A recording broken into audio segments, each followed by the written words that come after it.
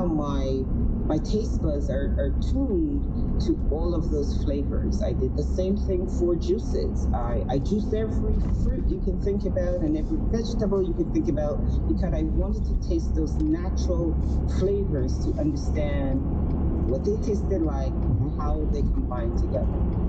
You said that you don't like the word mocktail, which sometimes people use when they refer to non-al cocktails. Why is it that you don't like that word?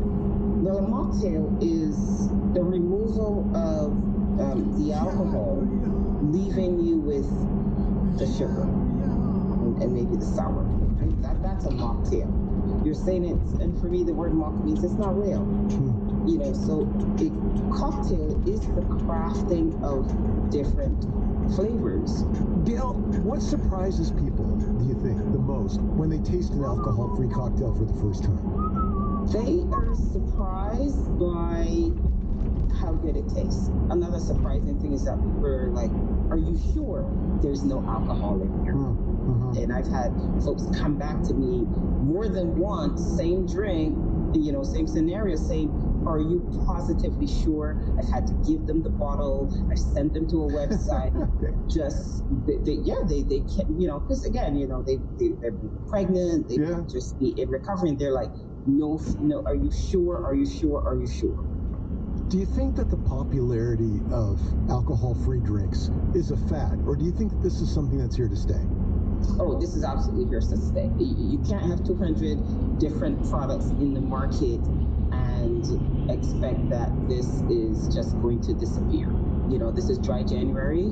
So, you know, wherever you go on social media, wherever you go in the media, they're talking about, you know, recovery, about being sober, about dry January.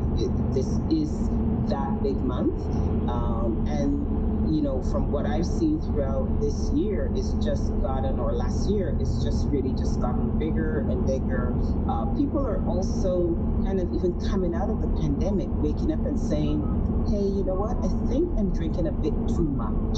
The pressures of life are a bit much for me right now, and maybe I'm consuming a bit too much alcohol. Let me cut back. When it's time for you to relax after a long day, what personal favorite non-alcoholic cocktail are you going to mix for yourself? That really depends on my day. What am I in the mood for drinking? So right now, you know, it's winter, so I'm kind of doing everything ginger. You know, it's kind of flu season, so ginger is working. It keeps you warm inside. It's a drink that I've created myself, so I know what's in there. So, you know, I'm excited about that one. So yeah, I mean, it really depends on my mood, and that's great for me because there's so many options available. Gail Lynch, thanks for coming in and for making dry January so beautiful. Thank you very, very much for having me. I congratulate anyone who is celebrating and doing dry January.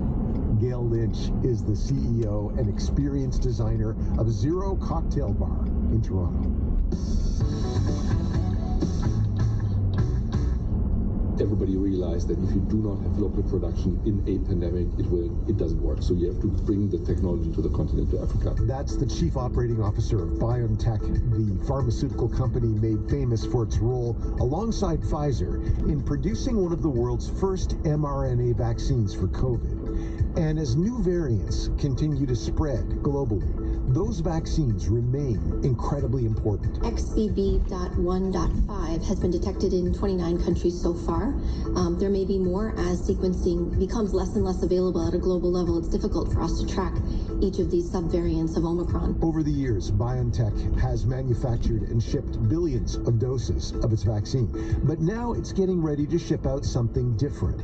In the early part of this year, BioNTech plans to ship an entire factory to Rwanda, one that will be equipped to start producing doses of the company's mRNA vaccines by 2024.